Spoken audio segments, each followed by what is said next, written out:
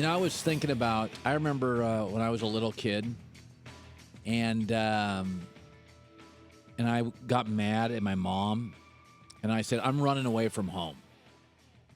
Did anybody out there listening or watching, did anybody ever make that threat? Oh, yeah. You did? Absolutely, and I did it. Okay. And how long were you gone for? Like half a day. Okay. And I did it too. Uh-huh. And I was gone for about an hour and a half. See, the problem was I didn't have my driver's license. And I didn't really have any money. Basically, I didn't have any leverage. This is something also, when I left my former employer a year before I was leaving, I put my home for sale, but I wouldn't put a sign in my yard because my neighbors worked at my former employer, and I didn't want them ratting on me to my boss. The moral to the story is, if you don't have leverage, like when you threaten to run away from home when you're 14, or if you're leaving a company and your contract isn't up yet, keep it to yourself. The Kyrie Irving crowd is forgetting something. Kyrie wants to challenge himself. Kyrie wants a new identity. Kyrie's contract's not up. Kyrie is the 14-year-old saying, I don't like my family. You know what families often do to kids who say that? They send them to military school because they're pissed. You don't like our family? We'll send you to our poor cousins. And by the way, they're mean. We'll send you to military school. I totally get if you want something else in life, a new challenge, a new teammate, a new city. But when I left my former employer, I didn't really tell him until my contract was up, because then I had leverage. This is why Kyrie Irving should have sucked it up and been quiet for a year. Like, everybody is forgetting this story, which has been the story of the week that Kyrie Irving wants out. Dan Gilbert has a history of being spiteful. He may just send him to Sacramento to tick him off. This is just a heads up from Uncle Colin. When you want out of a contract, don't advertise it to your bosses.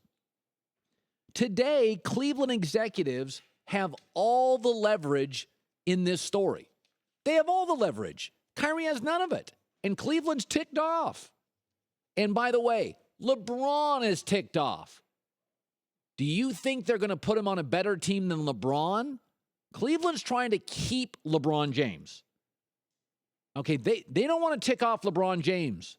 The last thing they're going to do is probably send Kyrie Irving over to Boston, where he could be on a better team.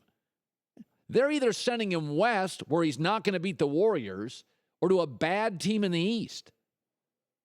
And it's really funny. I think Kyrie Irving has the hallmarks of a spoiled child syndrome. He went to Duke, a one and done, won't reportedly return Cavalier calls, and not happy playing with the best player in the world. And I went up and I looked up Kyrie Irving ego on Google. Here's a story that was written during the season. Here's the headline. And it was written by a Cleveland sports writer. This is not an outsider taking a shot. This was a guy, Bill Livingston, for the Cleveland Plain Dealer, who has to deal with Kyrie Irving. And the headline is, Kyrie Irving and his runaway ego imperil the Cavaliers. That's a local writer. Local writers don't want to touch Nick Saban in Alabama. Local writers won't be critical of Joe Madden in Chicago or the Green Bay Packers' Aaron Rodgers. Local writers usually take it easy on their stars because they have to deal with them constantly in a locker room and then get shut down. The Cleveland Plain Dealer headline, Kyrie and his runaway ego. What Kyrie's doing just isn't smart. If you're a 15-year-old and you don't have a license and you don't have a job, don't threaten to run away. Don't tell your family you don't like them. They'll make it worse. And if you're a star and you still have years on your contract, good luck making threats. Because remember, Cleveland still has to kiss LeBron's ring for a year. Okay, because if you're leaving, they're not losing both of you. So they talked to somebody last night and he said, Lost in all of this is they're not doing Kyrie any favors.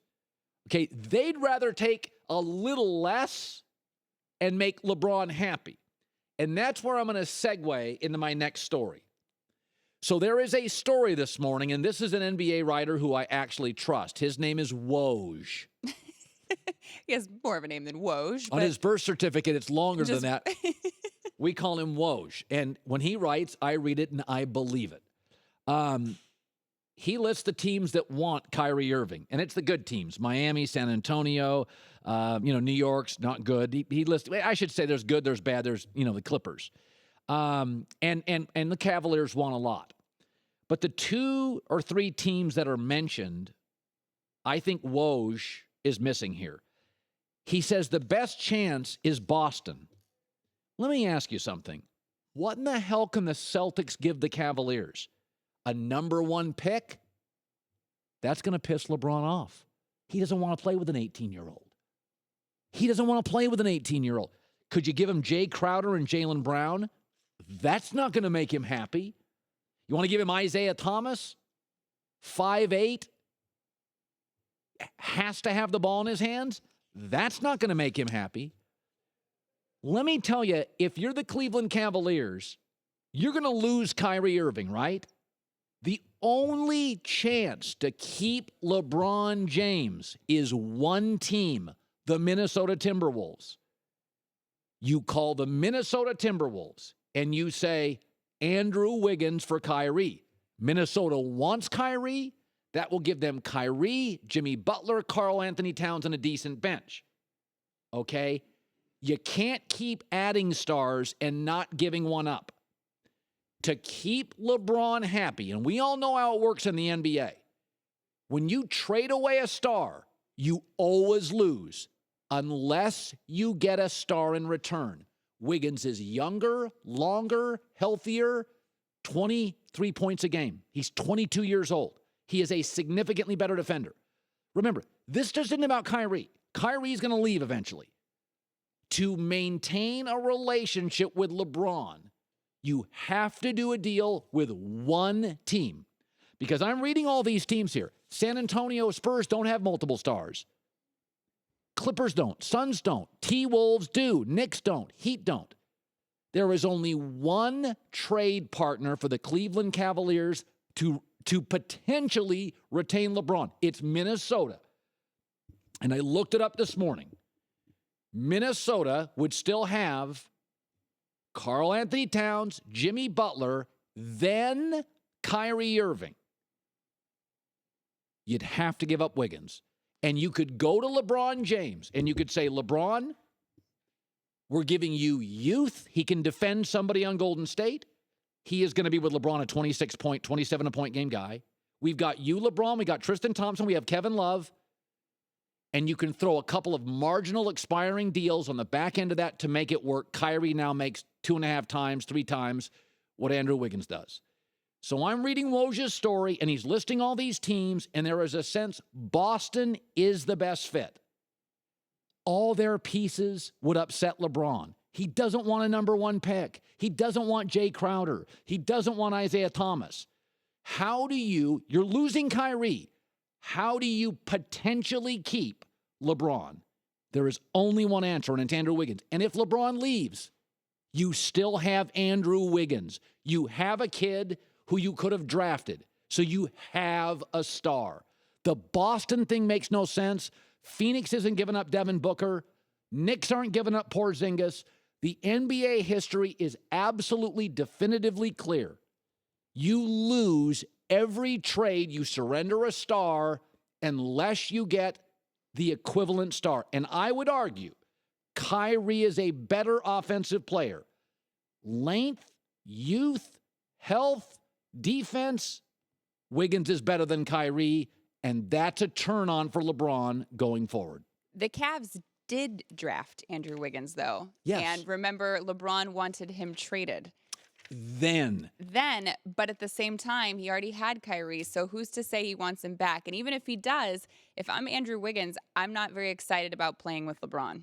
I don't trust him, and he has got the same issues probably as Kyrie does. Nobody's asking the player who they want to play with. Nope. I mean, He's going to be there. I don't think it's going to work out, though. LeBron wanted him traded before. bottom line is, if LeBron leaves, at least you have a star. Yeah, so if the Cavs are not listening to LeBron anymore. That's what I'm saying. In the end, remember, there are different times in life. At 23, you don't want to get married. At 29, you may want to. At 23, there's no way you'd get married. At 32, there's urgency to get married. He didn't want Andrew Wiggins at 19. He had Kyrie Irving. He was going to move to get Kevin Love. He wanted titles. He's won in Cleveland. Kyrie's leaving. This is a different relationship. Andrew Wiggins now is an all-star level player. He was a baby. Kyrie was there. Kyrie's gone. At different times in your life, people have different impact. What I thought I wanted to do at 22 and 32 and now 52 are three different things. Wiggins in the moment was a baby. Like LeBron doesn't want to play with Jason Tatum. But now if I say to you, one of the premier wing defenders, 24 a game, youthful, helps against San Antonio and the Celtics, I think LeBron would go, just think about this. LeBron wakes up Monday morning and he's got Derrick Rose and Andrew Wiggins and lost Kyrie Irving. If you look at production, you're a better basketball team. And that's how NBA GMs look at production. When they do trades, what left? 23 a game. Remember, Kyrie's not a big assist guy. What came? 24 a game from Wiggins, 18 from Derrick Rose. You would see that as a better basketball team, and you may be, especially if this Kyrie-LeBron relationship is as sour as it's being reported.